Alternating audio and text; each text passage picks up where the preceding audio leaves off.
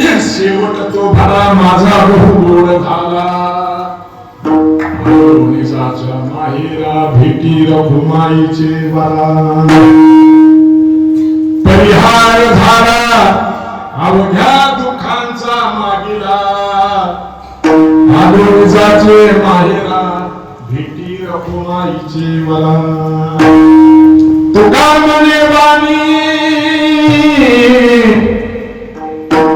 गेली आता घेऊ धनी आलो निजाचे माहेरा भेटी रघुमाईचे मला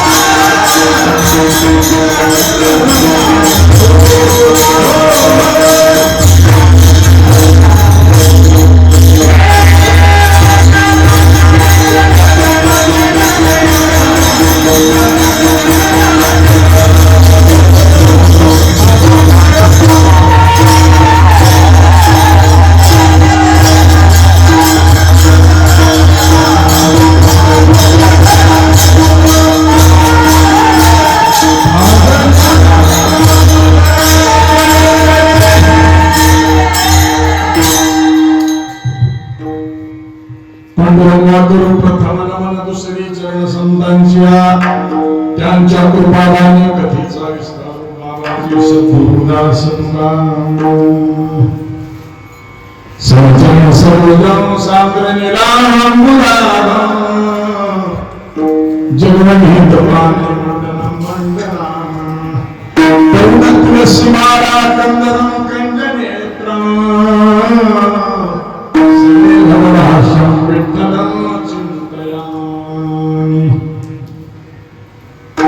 शेवटतो भला माझा बहुगोड झाला आलो निजाचे माहेरा भेटी रघुमाईचे बरा असतो प्राप्त प्रसंगी प्राप्त स्थायी संगीतावर विषय करता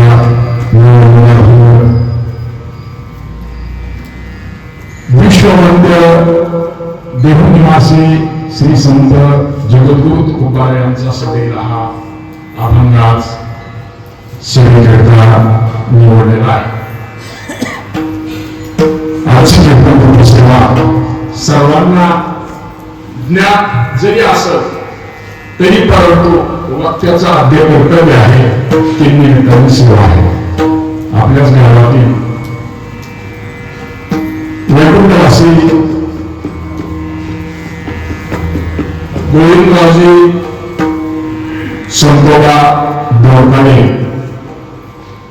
यांच्या आज प्रथम वर्षश्राद्ध पुण्यस्मरणानिमित्त हा कार्यक्रम आहे आणि या कार्यक्रमाचं आयोजन नियोजन संयोजन करणारे त्यांचे पुत्र श्रीमान एकनाथ जोडकारे आणि श्रीमान भरतरी जोडकारे तसेच समस्त जोडकारे परिवार या सर्वांच्या वतीनं त्यांच्या सर्व परिवारांच्या वतीनं या कार्यक्रमाचं आयोजन आहे. तेव्हा आज सेवेकरता ज्यांची प्रमुख उपस्थिती आहे त्या वारकरी सांभाळण्यामध्ये एक आपल्यामध्ये फार मोठं रत्न होऊन गेलं. त्याच्यामुळे विनोदवासी बाबासाहेबजी महाराज निघाला आणि त्यांना एवढं मोलाचं सहकार्य, आमोलिक असं सहकार्य त्यांनी केलं. ते आमचे आदरणीय परमपूजनीय वंदनीय वैजनाथ दादा, जशी उंची तसे आवाजामध्ये उंची, स्वभावामध्ये उंची, हे महत्वाचं आहे. जैसा स्वभाव माय बापांचा, नाही तर सर्व असून जर स्वभाव नसत तर त्याला अर्थ नाही. खूप मोठं सहकार्य त्यांचं लाभलं. श्री हरिभक्तीपरायण नागोराव महाराज, श्री हरिभक्तीपरायण जनार्दन स्वामी महाराज, श्री हरिभक्तीपरायण बाबासाहेब महाराज, इंग्रज दादांना खूप यांच्याकडून सहकार्य मिळालं आणि ग्रामस्थांनी, बऱ्याचशा ग्रामस्थांनी त्यांना सहकार्य केलं. आज आपल्यामध्ये नाहीत ते, पण जरी नसले तरी कीर्ती रूपाने ते आज राहणार आहे.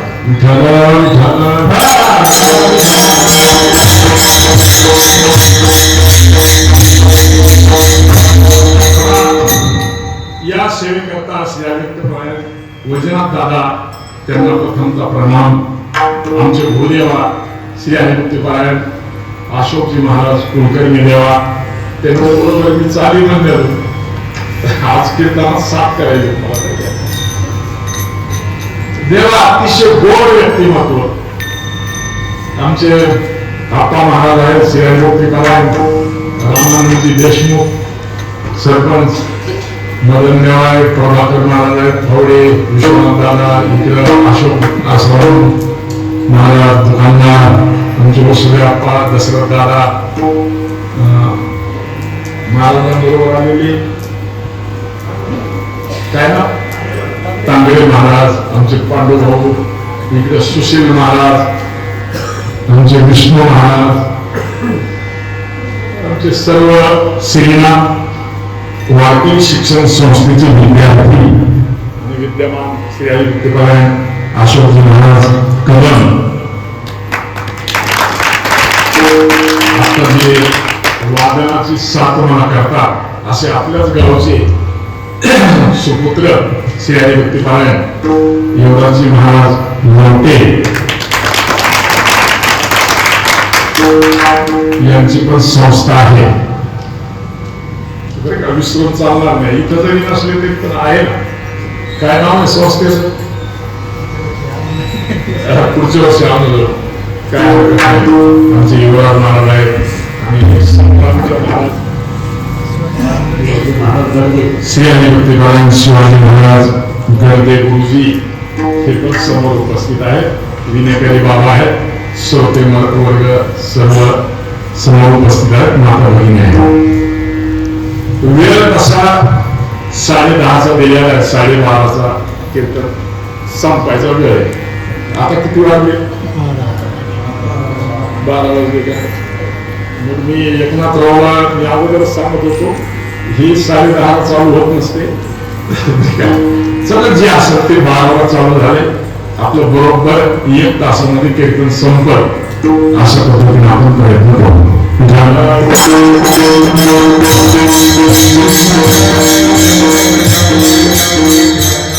जगद्गुरु तुकोबारायाचा हा अनुभव आहे. थोडस जास्त असं पसायला नको. आवाज देतो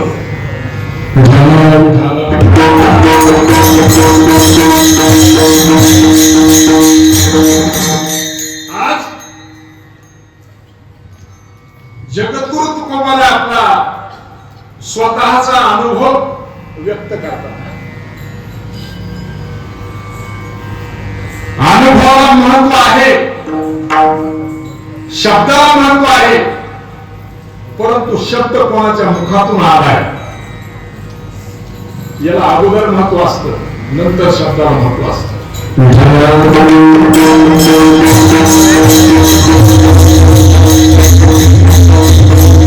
तुकारामाने पहा, शब्दची हा देव, शब्द हा बहुसार उपकारांची राशी. बिंब तरी बचके एवढे. शब्द कसा, शब्दाकडे कसं पाहिलं पाहिजे आपण. सूर्य जरी आपल्या वाटतं बचकेत बसल असं जरी आपल्याला वाटत असत, पण एवढा सूर्य लहान नाही हो. जगाला प्रकाश देऊन उरणारा सूर्य दिसायला लहान दिसतो, असायला मात्र महान. तसा शब्द, या शब्दानेच मनुष्याला परमात्म्यापर्यंत पोहोचवण्याचं काम हा शब्द करतोय.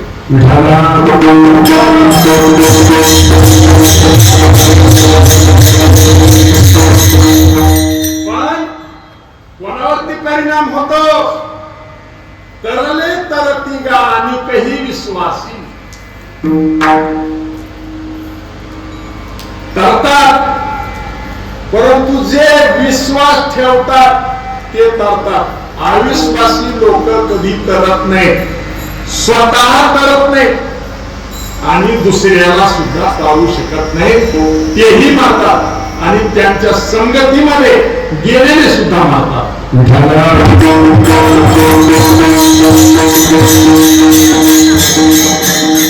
विश्वासू पाहिजे, भाविक विश्वासी. तुका म्हणे नमन त्यासी. विश्वासूला याचा उपयोग होतो.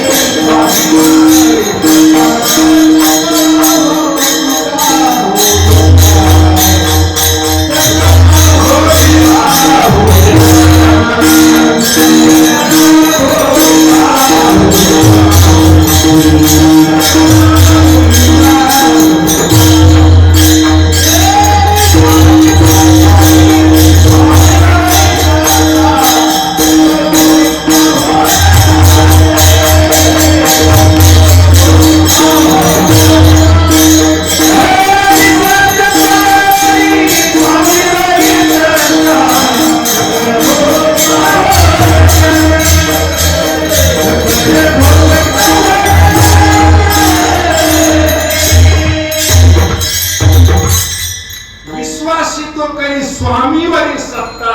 इथं परमार्थातलं मुख्य भांडवल आहे विश्वास. भांडवल तरी गाठी विश्वास. एका जनार्दनी संशय सांडवणे आणि निश्चयाशी होय हरिरूप.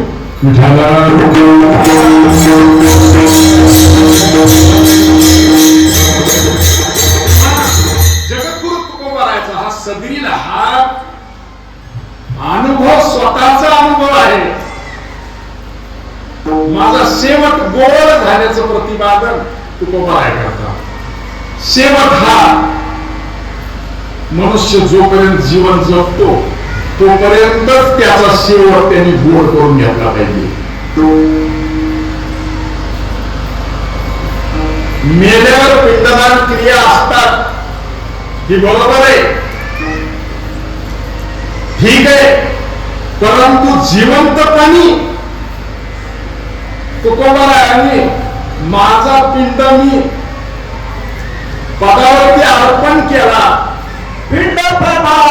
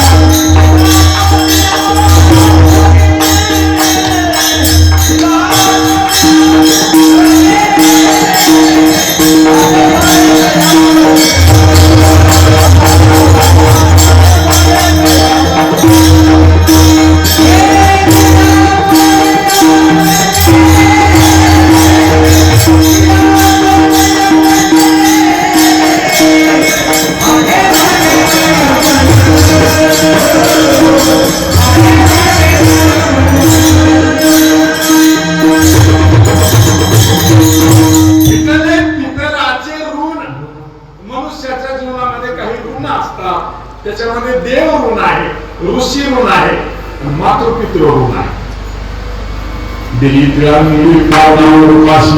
शैल्य ज्याची त्याशी समर्पिले, पिंडनाने पिंड ठेविले करून तिळी तिळवण मूळ प्रेमी, सारे संकल्प एकाच वचने ब्रह्मी ब्रह्मात्मन शेवटीचे. या क्रिया अगोदर जीवन जगत असताना केल्या पाहिजे. पाठीमागून तर होत राहील, पण विशेष महत्व याला आहे. तेव्हा या आपल्या मात्या पित्याच्या ऋणातून उत्तीर्ण होण्याकरता जे कार्य केलं जातं त्याच्यामध्ये आजचं वर्ष श्राद्ध आहे. आणि या वर्ष श्राद्धामध्ये आपल्या एका पित्याकरता त्याच्या ऋणातून उत्तीर्ण होण्याकरता जे मुलांनी केलेलं काम आहे ते अतिशय स्तुत्य आहे.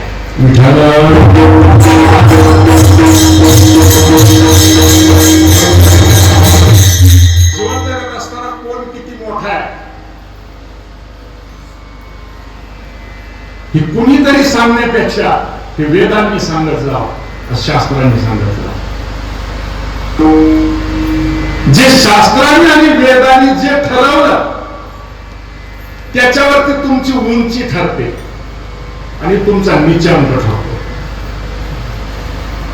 तुमच्या स्वतःच्या मताने नाही ठरू शकत. तुम्ही वेद काय सांगतो, जे वेद सांगतो तेच संत आपल्याला सांगतात. वेद मार्गी मुनी गेले, त्याची मार्गी चालले, त्यांचा मागोवा घेत, व्यासांचा मागोवा घेत, असं मागोवा कोणाचा तरी नाही.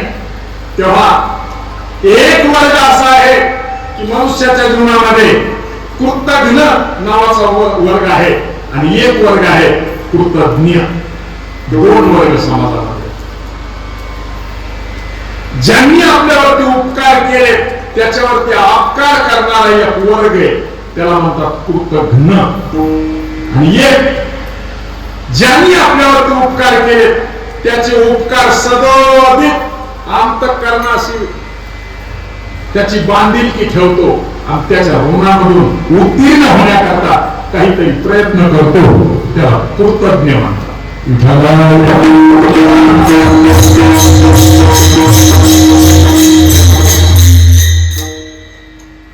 प्रथमतः तुम्हाला जर आवाज देत हो, कृतज्ञ व्यक्तीचं उदाहरण देतो तुम्हाला. कृतज्ञ एक चांगली होती. चांगलं म्हटलं की कशावरून ठरवायचं, कशावरून ठरवायचं चांगला. देवा मी चांगला चांगला म्हणता लागत असे वेळ पाहता भूमंडळ ऐसा अमंगल खळ दुसरा, जन्मोपजल्यापासून असत्य कर्म ते अजूनही, सत्य आचरण नेणे स्वप्नी, भूतदया काही मनी नाही. याला चांगला म्हणतात.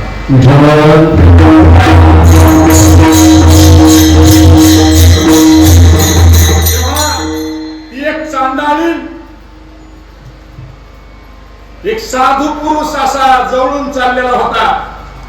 मात्र सर साधू पुरुष एक जवळून चाललेला आणि ती चांडाळी एका पातेल्यामध्ये कुत्र्याचं मांस शिजवते.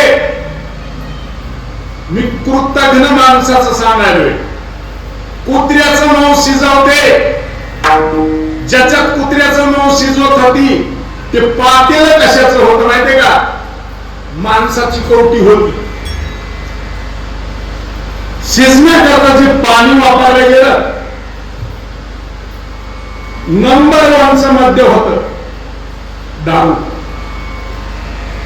लाकडं कुठल्या आणलेत म्हणतात तर नुकताच एक पुरुष स्मशान भूमीमध्ये त्याला अग्नी डाग देऊन त्याची विल्हेवाट लावलेली. त्याचे उरलेले लाकड ते त्याला अग्नी म्हणून वापरले होते. आणि ते शिजत असताना स्वतःच्या पायातली चप्पल त्या बाईनं त्या पातेल्यावरती झाकली होती. साधूची नजर त्याच्याकडे गेल्याच्या नंतर साधू त्याला आश्चर्याचा धक्का बसला. अरे ही बाई चप्पल याच्यावरती या पातेल्यावरती ठेवली, काय कारण असेल विचारतो तरी जरा. जवळ गेला आणि साधू म्हणू लागला, बाई हे तू अशी चप्पल वरती का ठेवलीस, हे काय प्रकार चालू आहे. साधू महाराज सांगते म्हटली, ही पातेल ही माणसाची कोवटी, त्याच्यात जे शिजते ते कुत्र्याचा माणूस आहे, ते शिजवण्याकरता जे पाणी वापरलं ती दारू, याला तयार करण्याकरता स्मशानभूमीमध्ये लाकडं जाळ म्हणून वापरते. मला हे सांग आता. साधू महाराज बोलू लागले, अरे ही चप्पल कशा करता ठेवली, हे महत्वाचं आहे. त्यावेळेस ती बाई म्हटली, महाराज तुम्हाला माहित नाही का, असेही काही लेकरं आहेत, असेही काही समाजामध्ये लोक आहेत की ज्यांनी ज्यांनी आपल्यावरती उपकार केले त्याच्यावरती अपकार करतात, त्यांना ते विसरून जातात. असे कृतज्ञ लोक, या लोकांनी जर याच्याकडे पाहिलं तर याला दृष्ट लागलं, म्हणून याला दृष्ट लागू नये म्हणून याच्याकरता चप्पल ठेवली.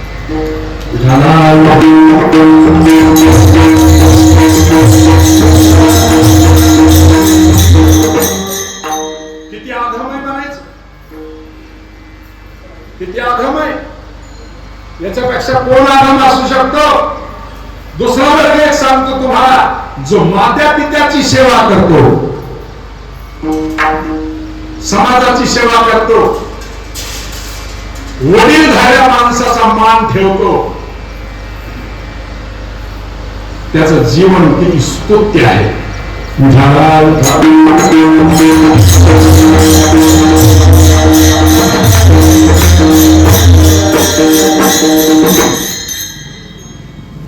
एक वेळेचा प्रसंग आहे.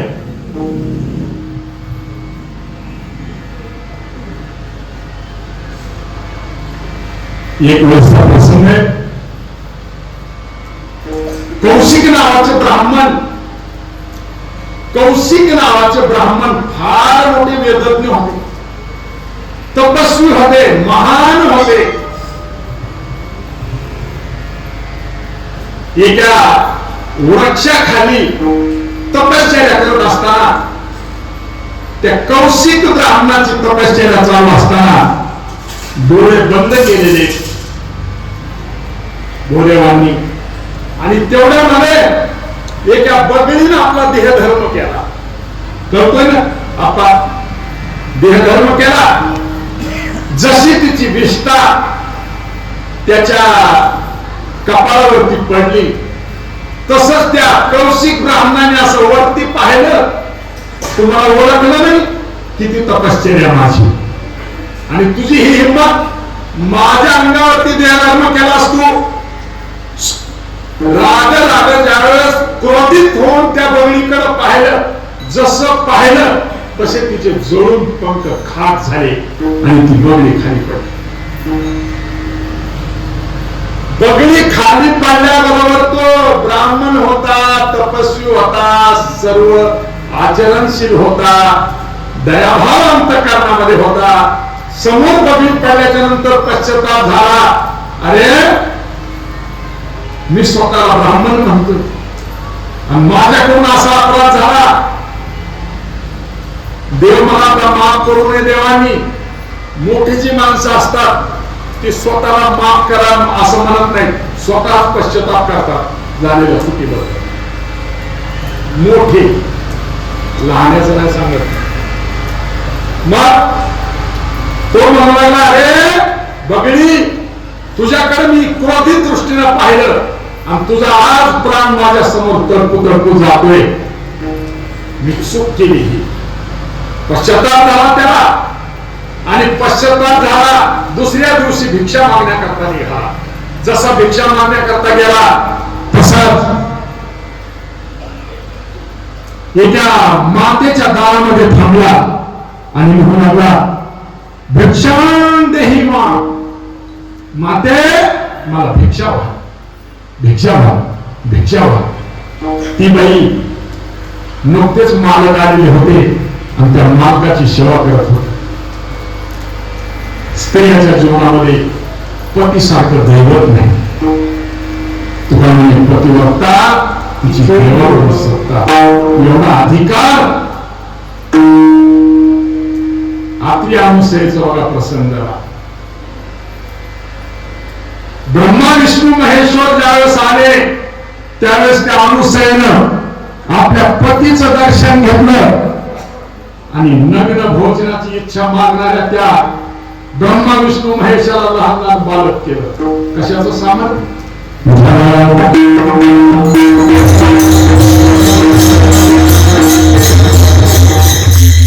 कशाचं सामर्थ्य? लहान लहान लेकर केले. तेच दत्तात्रय पुन्हा झाले. तेव्हा ती बाई मग आपली मालकाची सेवा करत असताना ब्राह्मण तर दारामध्ये थांबलेला आहे आणि अतिथी जर निर्मूळ केला तर सुकृत आपलं नष्ट होतं ही त्या बाईला माहित आहे. आवाज दिल्याबरोबर ती बाई म्हणू लागली, भूदेवा थांबा, तुम्हाला भिक्षा आणते आणते म्हणता म्हणता मालक नेमकंच आले की मग भिक्षा न देता आपल्या मालकाची सेवा करू लागली. जेवायला लागले मालक जेवण करायला लागले. आता भिक्षा घेऊन ती बाई त्या ब्राह्मणाला द्यायला लागली. त्यावेळेस तो ब्राह्मण असं क्रोधिष्ट होऊन त्या पतिव्रतेकडे पाहू लागला. त्या बाईकडे पाहत होता. पाहताना ती बाई म्हटली, भूदेवा मला माफ करा, माझ्याकडून चुकलं बरं. मी तुम्हाला लवकर भिक्षा द्यायला पाहिजे पण वेळ लावला. मला माफ करा, क्षमा करा. क्षमा हे फार मोठं शस्त्र असतं. माणसाच्या डोक्यातच नाही, नुसतं शस्त्र म्हणजे शस्त्र. या शस्त्रापेक्षा महान शस्त्र त्याचं नाव आहे क्षमाशस्त्र.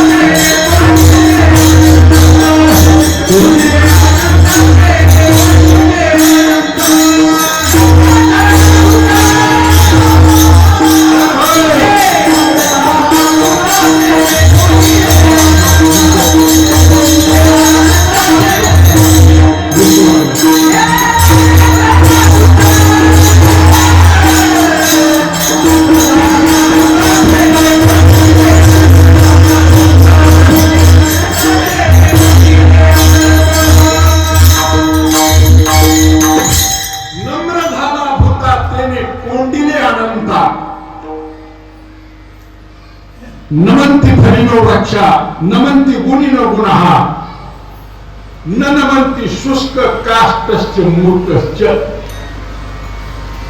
नमस्कार करायला सुद्धा ताकद लागते.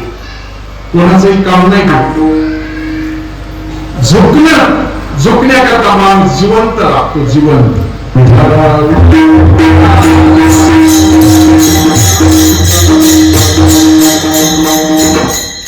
अक्कड़ तो मुर्दे की पहचान है, जो झुकता है वही इंसान है. कौन? अक्कड़ तो मुर्दे की पहचान है, जो झुकता है वही इंसान है. माणसाचा परिचय महाभारतामध्ये धर्मराजाला पांडवाला एवढा त्रास दिला पण धर्मराजाने धृतराष्ट्राला कसं सांभाळलं.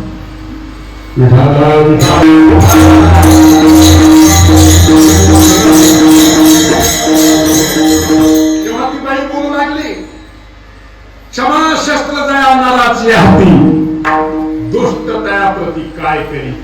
एवढा ब्राह्मण क्रोधिष्ट झालेला पण बाईनं हात जोडले, भूदेवा माझ्यावरती क्षमा करा. हे क्षमाशस्त्र महान असतं, त्याचा तुम्ही उपयोग करा. एक बाई एका वेदोक्त ब्राह्मणाला उपदेश करून राहिली.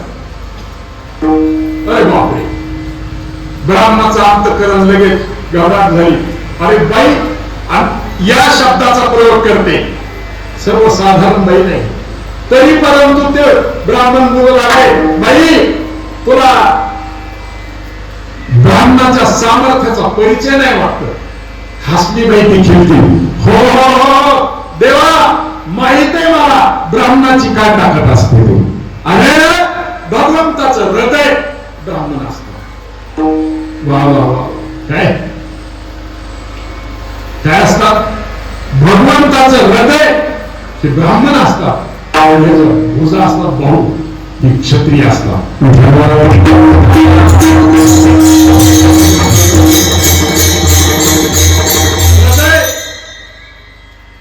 आणि मग एक उदाहरण म्हणून सांगितलं, मी ब्राह्मणाला चांगलं जाणते, ब्राह्मणाला मानते, जाणून मानलं पाहिजे.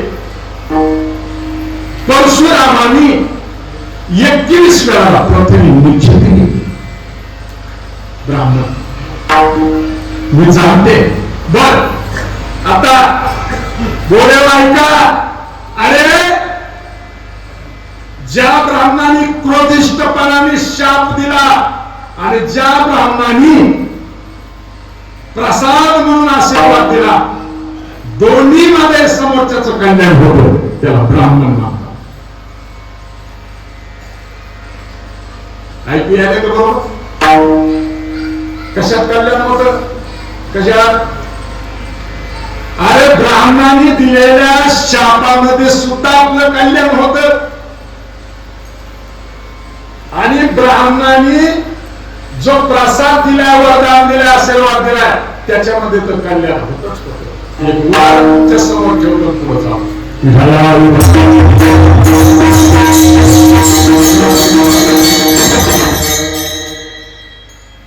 राजा परीक्षिताचं जीवन शेवट महत्वाचा आहे. राजा परीक्षिताचं जीवन, अरे त्याची सुरुवात चांगली आहे, शेवट पण चांगला.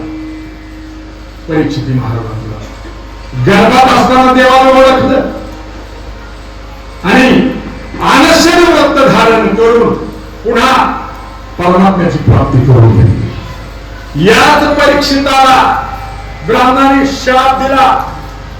शमिकाचा पुत्र श्रृंगी ऋषी यांनी शाप दिला, 7 दिवसामध्ये तू मरण पावशील.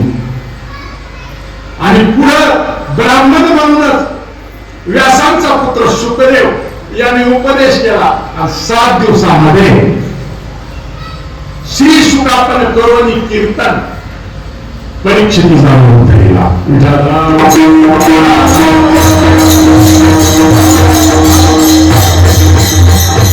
तर मी जाणते, ब्राह्मणाचा प्रभाव जाणते असं म्हटल्याबरोबर ते कौशिक ब्राह्मण थोडं गारच झालं. तेवढं थांबली नाही ती बाई. ती पतिव्रता बाई म्हणली, भूदेवा तुम्हाला एक गरज आहे म्हटली. काय गरज आहे? थोडस ज्ञानाची गरज आहे तुम्हाला.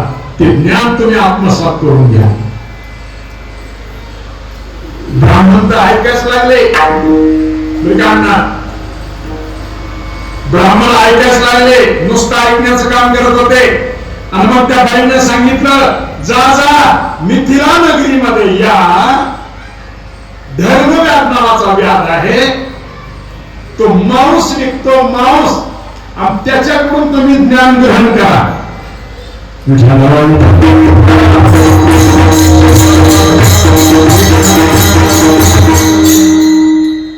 ब्राह्मणाला काही कळना, मांस विकणार आहे, धर्मव्याध आहे, आणि त्याच्याकडून ज्ञान घ्यायचंय. पण बाई बोलायली, हिला तिनं सांगून दिलं. विश्वास कशामुळे बसला माहितीये का? उगीच वगैरे बसत नाही.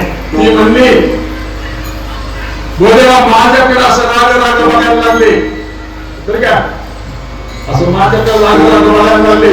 मी काय ती बघली थोडीच आहे का? कोणती? ती बघली थोडीच आहे. आला लगेच असं राग राग पाहिले की तिचे पखर बिकर जळून खात व्हायला. मी पतिव्रता बाई ताकदीनं आवाज दिल्याबरोबर बहुदेवा म्हणते, इथं आपलं काही दुकान चालत नाही. मग ही बाई बोलते ती खरे, हिला सांगितलं मी असं असं केलं म्हणून. मग तिच्या शब्दावरती मगाशी मी शब्दाचा एका प्रयोग केला की बोलण्यावर लक्ष देत जाऊ नका, कोण बोलतो याच्यावर लक्ष द्यायचं.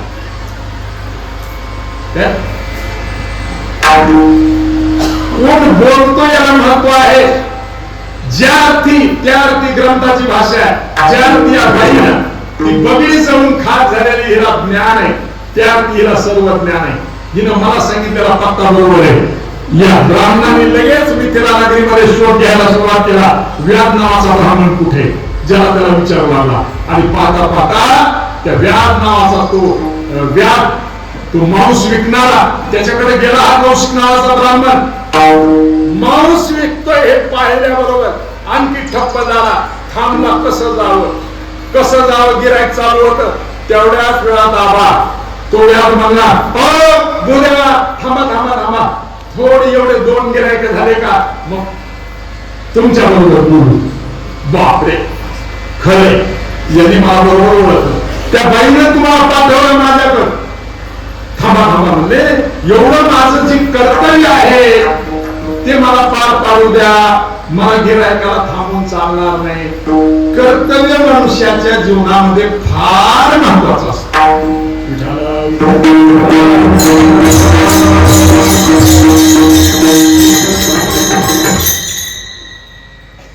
कर्तव्याला मुकता माणूस ना उरतो. माणसाचं जगणं आणि मरणं कर्तव्यावरती अवलंबून आहे. तेव्हा मला हे कर्तव्य करू दे. आणि मग ठीक आहे, थांबा ब्राह्मण तो 2 गिराईक झाले. आणि मग ते व्याध बोलू लागला, तुम्ही जे इथपर्यंत आला मला समज नाही म्हटलं. काय त्या बगडीकडे तुम्ही पाहिलं, त्या पतिव्रताला तुम्हाला इथपर्यंत पाठवलं. तुम्हाला जे मी ज्ञान मिळणार आहे, तुमच्यासारख्या ब्राह्मणाला जे ज्ञान देणार आहे. आता तो ब्राह्मण म्हणू लागणार आहे, हा व्याध असून एक मांस विकत असून सुद्धा मला ज्ञानाच्या गोष्टी सांगणार आहे.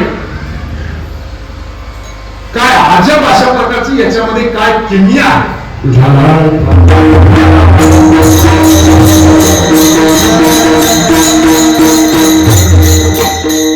ब्राह्मण म्हणून लागला, अरे व्याधा ज्ञानाच्या गोष्टी करतोस पण मांस विकायला, हे तुला निंदनीय कर्म नाही का वाटत? मांस विकणं चांगली गोष्ट आहे का? तू मांस विकतोस. तो हसला, तो खिलखिल. वडिलोपार्जित वाड वडिलांचं खूप लोकांनी आमचा हा धंदाच आहे. कोणता धंदा आहे? मांस विक्रीचा. ते मी कर्तव्य म्हणून करतोय. बोलेवा मी मांस खात नाही आणि मद्य पीत नाही. काय नाही, मद्य प्राशन करत नाही, मांस स्वतः कधी भक्षण करत नाही. आणि जे मांस विकतो ते जे प्राण्याचं मांस विकतो त्याची कट्टाई करून विकत नाही. नीट ऐकत जा. ते जे हिंस्त्र प्राणी मात्रांनी ज्या प्राण्याला मारलं, म्हैशी येते, आपण पाहतो टीव्हीवरती, याच्यावरती मोबाईल मध्ये, त्याच्यावरती काही हिंस्त्र पशु हल्ला करतात आणि ते मग त्यांचे प्राण निघून जातात. तसली जे असतात ते प्राणी मी आणतो आणि त्याचा मांस विकतो.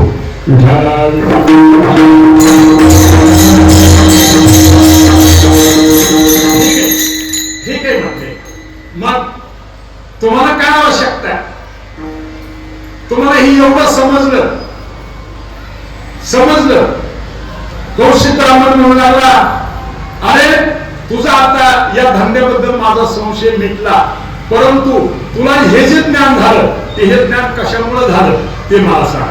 बरंच त्यांनी उपदेश केला नाही. मग त्या धर्मव्याधाने उपदेश केला. मग काय उपदेश केला? उपदेशामध्ये आता सगळं सांगताना सर्व कीर्तन याच्यामध्ये आपण बाजूलाच राहील. त्याच्यामध्ये मुख्य काही शब्दाला मी टच करतो, पुढे चालतो. महत्वाचा त्यांनी ज्या शब्दाचा प्रयोग केला तो शब्द आहे अहिंसा. परम धर्म. ते सोमत बोलीजेल अहिंसेल तुला ज्ञान दिसे तेच्या दृष्टीने अंगे आचरतेमध्ये जैसी कसवटी सांगे वाणी आते.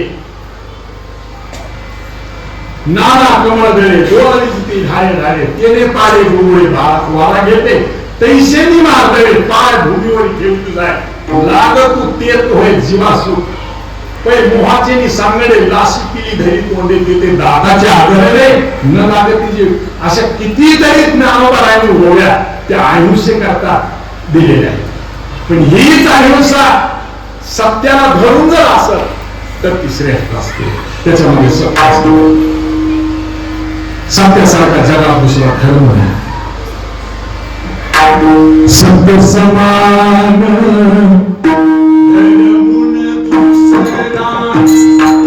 सत्य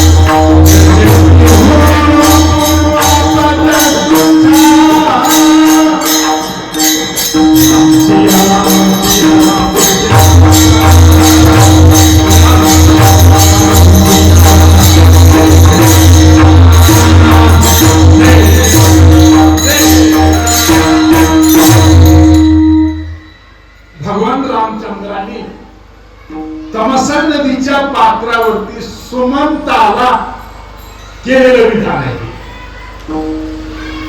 14 वर्षाचा वनवास भगवान रामचंद्रांनी घेतला सुमंत प्रधान म्हणत होते रामा अयोध्येकडे चाल त्यावेळेस भगवान रामचंद्रांनी सांगितलं सुमंतजी तुम्ही वडिलासारखे आहात त्याचे तिहून पूर्व आप जो सुछावा सत्यासारखा दुसरा जगात धर्म कोणता सांगा म्हणून आयुष्यामध्ये सत्य असलं पाहिजे सत्य आणि अहिंसा अशा प्रकारची विधान करत असताना तो धर्मव्याप कौशिक ब्राह्मणाने सांगितलं हे मला ज्ञान कशा मिळालं हे मला सांग त्यावेळेस कौशिक ब्राह्मणाने सांगितलं चला माझ्या पाठीमागे आता लक्ष द्या एक व्याप एका ब्राह्मणाला पाठीमागे चालायला लावतो ही ताकद मात्या पित्याच्या शिवेची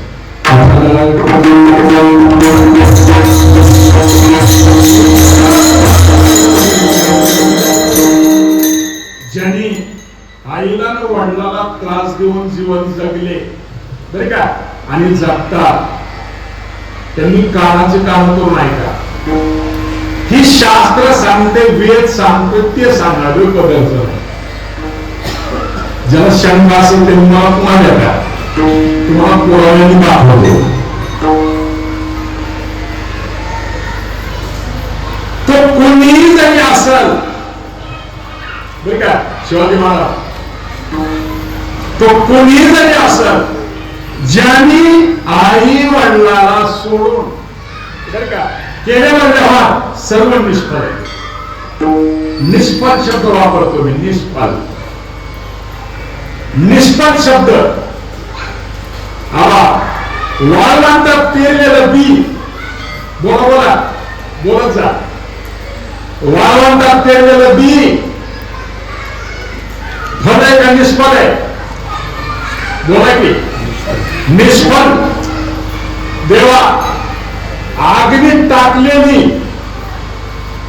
राख निष्फळ आहे का फळ आहे निष्फळ आहे आणि कपट भावाने केलेली सेवा निष्फळ आहे अरे कपट भावाने तुम्ही जरी रामाचा जप रात्र दिवस केला तरी त्याला फळ अजिबात फळ माणसं म्हणते ते सारखं भजन करते 24 तास तरी फल कसं काय नाही त्याच्यामध्ये कापट्य भाव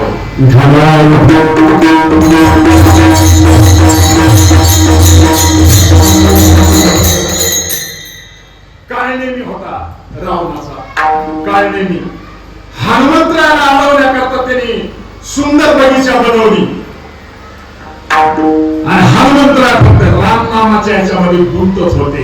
काय निमित्त माहित होतं, काय निमित्त सांगितलं होतं. राम राम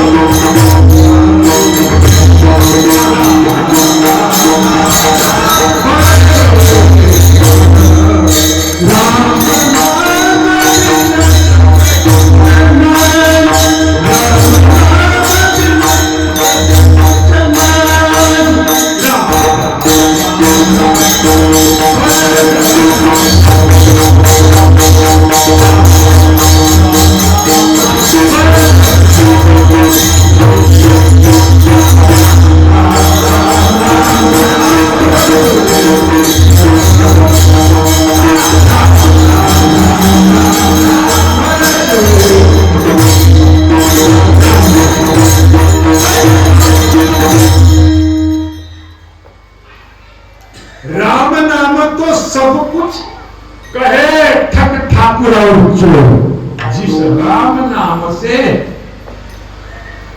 बर का प्रल्हादासारखे ध्रुवासारखे तरले ते नाम तो चोर. ज्ञानदेव जपमाला अंतरी धरोनी सिंहानी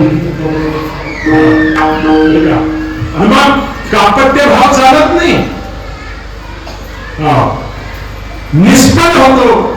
मी काय सांगत होतो लक्ष द्या जरा, विषयांतर नाही झाला पाहिजे. वाक्याची जिम्मेदारी सुरुवातीला का जास्त वाक्याची जिम्मेदारी हे मी का विधान वापरायलो. विषय आणि विषयांतर महत्वाचा असतो. जो मूळ विषय आहे त्याला छेद नाही लागला पाहिजे.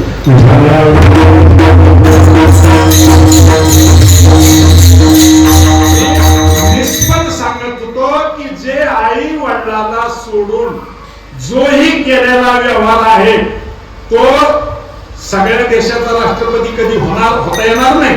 पण जरी झाला तरी जसं व्यवहार करत असताना माऊली ज्ञानोबा सांगतात तुमचं सगळं व्यर्थ, तुमचा जन्म व्यर्थ. कशाशिवाय बर का तो नरकच आहे असं ज्ञानोबा बोलतात. तुमचा जन्म कसा नरकच आहे. हरिणी जन्म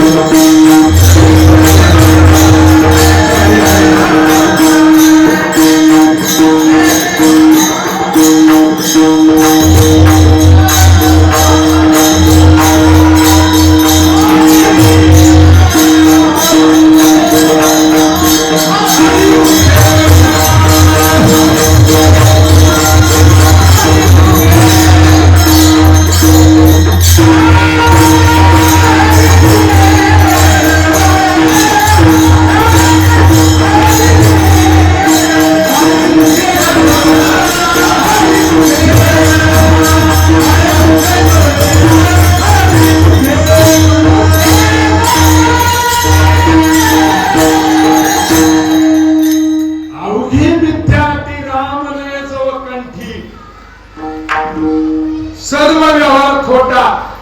मात्या पित्याची सेवा अगोदर मातृदेव भव पितृदेव भव हे सांगितलेलं अगोदर त्यांना संतुष्ट, नंतर बाकीचा पुन्हा विषय. बर, तो धर्मव्यास सांगू लागलाय का ब्राह्मणाला उपदेश करू लागला, वेदोक्त ब्राह्मणाला.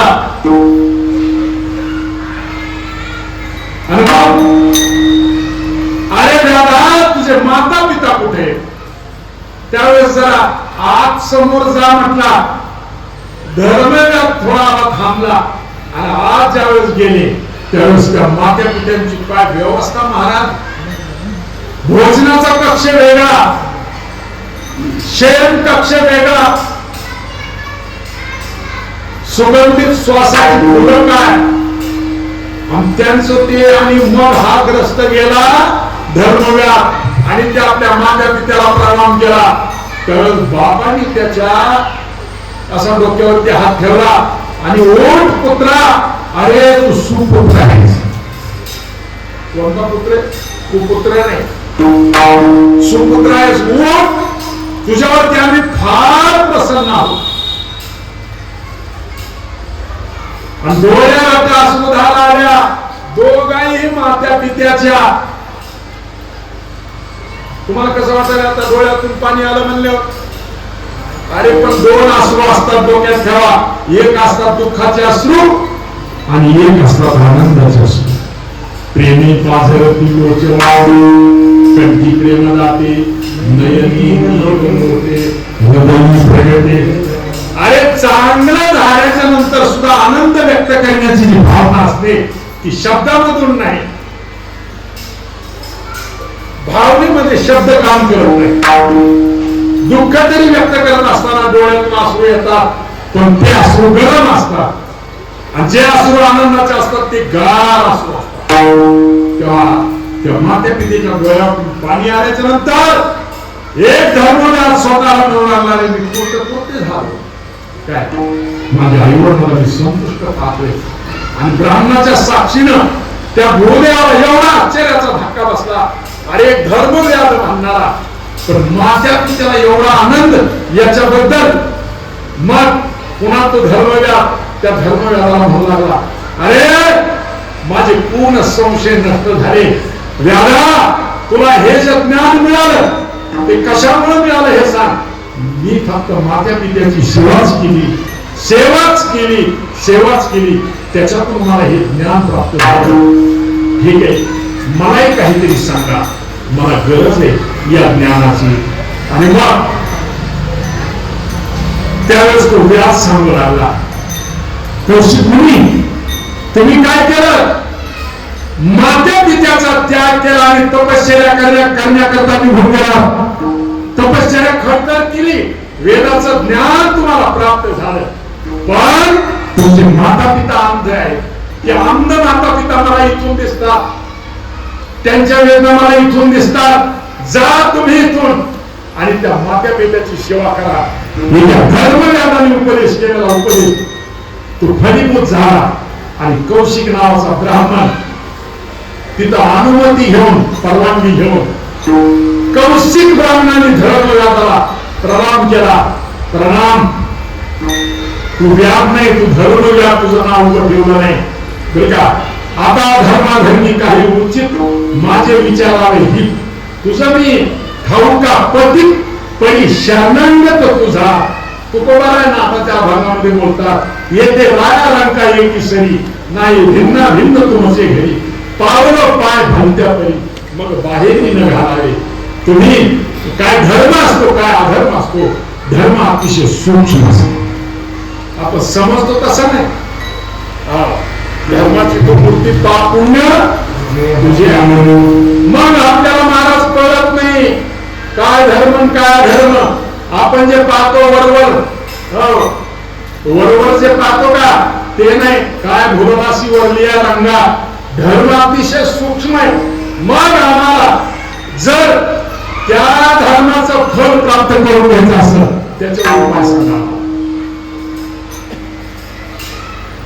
करे ना करे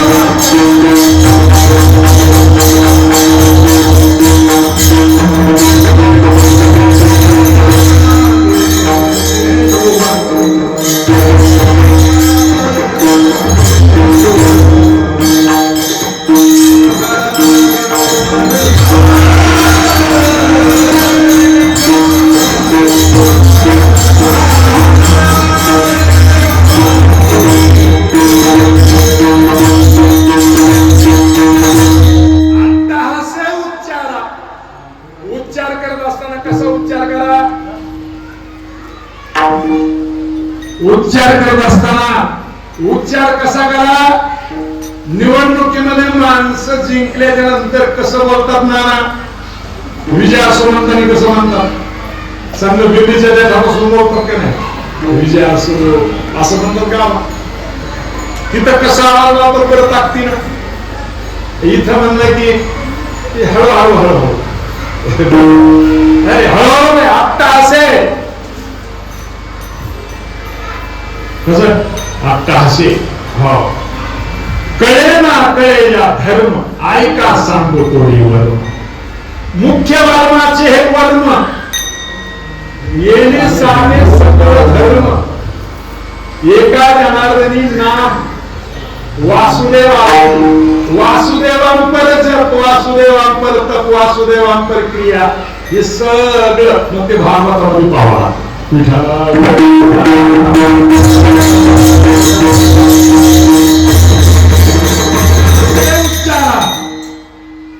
यासाठी ते